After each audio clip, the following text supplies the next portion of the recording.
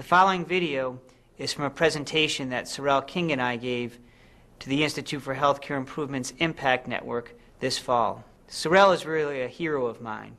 Her 18-month-old Josie died at my hospital as the result of medical mistakes. Sorrel and I are working together now, partnering to try to ensure that this doesn't happen again. She would like to share her story with you, and then we will discuss how we're partnering. My daughter Josie died a year and a half ago at Johns Hopkins due to medical errors. Last week, I had the opportunity to speak at Grand Rounds to the doctors, nurses, and leadership of the hospital. I spoke about what happened to Josie and about the Josie King Patient Safety Program that is being launched. Reliving our tragedy was a painful and difficult thing for me to do. When Peter asked me 2 days later if I would be interested in going to Boston to speak at this conference, I quite honestly was not sure I had the strength to do it again so soon. After thinking about it, I realized I had to be here. Not only do I represent Josie, but I also represent all of the other children, the mothers, the fathers, the sisters, the brothers, the 98,000 people who die every year in this country from medical errors. I'm here for them, for their families, and for any future potential victims. I would like to share my story with you. I do this with the hope that what I'm about to tell you will make a difference in how you care for your patients and how strongly committed you and your hospital are to patient safety. Josie was 18 months old. She had brown eyes and light brown hair. She loved to dance and had just learned to bounce on the trampoline with her older siblings, Jack, Relly, and Eva. She had just learned to say, "I love you." In January of 2001, Josie was admitted to Johns Hopkins after suffering first and second-degree burns from climbing into a hot bath.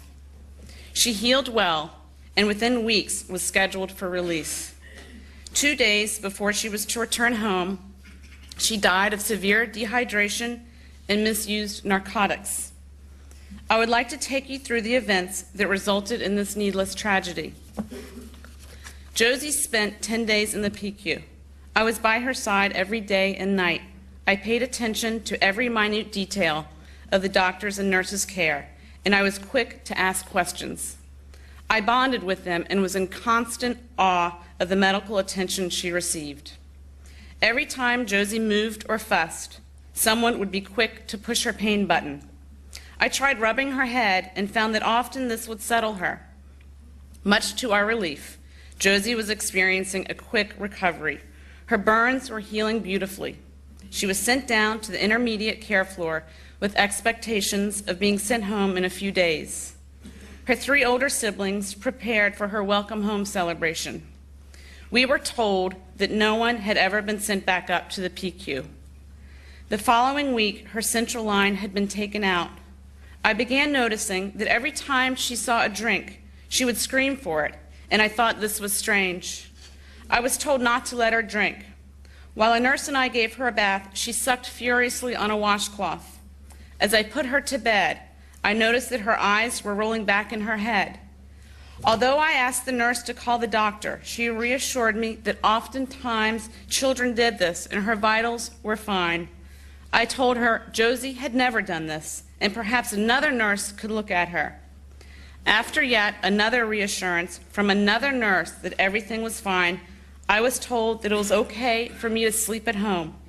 I called to check in 2 times during the night and returned to the hospital at 5:30 in the morning. I took one look at Josie and demanded that a doctor come at once. She was not fine. Josie's medical team arrived and administered 2 shots of Narcan. I asked if she could have something to drink. The request was approved, and Josie gulped down nearly a liter of juice. Verbal orders were issued for there to be no narcotics given. As I sat with Josie, I noticed that the nurse on morning duty was acting very strangely. She seemed nervous, overly demonstrative, and in a hurry. Uneasy, I asked the other nurses about her, and they said she had been a nurse for a long time. Still worried, I expressed my concern to one of the doctors, and he agreed that she was acting a bit odd. Meanwhile, Josie started perking up. She was more alert and had kept all the liquids down. I was still scared and asked her doctors to please stay close by. At 1 o'clock, the nurse walked over with a syringe of methadone. Alarmed, I told her there had been an order for no narcotics. She said the orders had been changed and administered the drug. Josie's heart stopped as I was rubbing her feet. Her eyes were fixed and I screamed for help. I stood helpless as a crowd of doctors and nurses came running into her room. I was ushered into a small room with a chaplain. The next time I saw Josie, she had been moved back up to the PICU. Doctors and nurses were standing around her bed. No one seemed to want to look at me. She was hooked up to many machines and her leg was black and blue. I looked into their faces and said to them, "You did this to her, now you must fix her." I was told to pray. 2 days later, Jack, Relly, and Eva were brought to the hospital to kiss their beloved Josie goodbye. Josie was taken off of life support. She died in our arms on a snowy night in what's considered to be one of the best hospitals in the world. Our lives were shattered and changed forever. Josie died from severe dehydration and misused narcotics. Careless human errors. On top of our overwhelming sorrow and intense grief, we were consumed by anger. They say anger can do one of two things to you. It can cause you to rot away, or it can propel you forward. There were days when all I wanted was to destroy the hospital and then put an end to my own pain. My 3 remaining children were my only reason for getting out of bed and functioning. One day, I will tell them how they saved my life. Tony and I decided that we had to let the anger move us forward. We would do something good that would help prevent this from ever happening to a child again. It seemed the best place to start was with Johns Hopkins.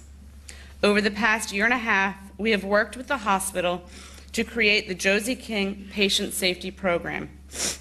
Together, we launched the program last week. Josie's death was not the fault of one doctor or one nurse or one misplaced decimal point. It was the result of a total breakdown in the system. It was the result of a complete lack of communication between the different teams. It was the result of doctors and nurses not listening to a concerned parent. It was the result of a combination of many errors, all of which were avoidable. What if the nurse had called the doctor when Josie's eyes were rolling back in her head? What if she could have had a drink or had been hooked up to an IV? What if the residents had paid attention and seen that her weight had dropped over 15% in 24 hours? What if the nurse had not given her the methadone? What if someone had taken my concerns seriously? What if a patient safety program had been in place? I believe that if any one of these things had occurred, the outcome could have been different and Josie would be here today. 98,000 people die every year because of medical errors. Hospital errors are among the top 4 leading causes of death in the country. This problem is unlike cancer, AIDS, or other diseases where we must wait for a scientific breakthrough in order to save lives. Hospitals are a man-made epidemic. Nurses and doctors make mistakes and lives are being lost. These human errors need a human solution. You are the only ones that can solve this problem, not lawyers, not insurance companies, and not people like me. Much has to be done to accomplish this. We can start by first admitting to ourselves that we are fallible. The medical community must be open to the possibility that shortcomings do exist, and you must be prepared to make the necessary changes. Please take the time to listen to a parent when they are concerned. Please learn to trust a parent's instincts. Please communicate with each other, nurses to doctors, one team to another team. Please listen to the child. Is she crying because she's in pain, or is there some other reason? Please look at the child. Not all the answers are on your clipboards or computers. Thank you for listening to me today. For the past year and a half, I have known I would one day find the strength to share this story with those who can make a difference. My precious memories and everlasting love for Josie give me this strength, and I will not rest until we make something good come from her senseless death. I will not rest until hospitals become safer places. I am not asking for your pity. I'm asking for your help. I do not know the answers. I only know that there is a problem that must be solved. Some of the best and brightest doctors and nurses in the country are in this room, and I know that together, if we are all committed and work hard, we can control hospital errors, and we can save the lives of other potential victims, other helpless children. Thank you.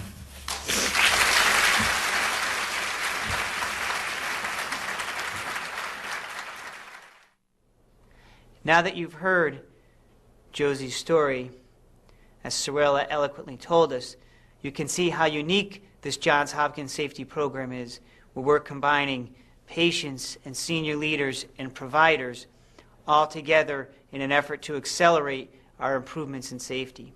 I believe through these programs and through the Johns Hopkins Safety Program, we'll be able to achieve significant improvements in safety, moving from the rhetoric of patient safety to a reality.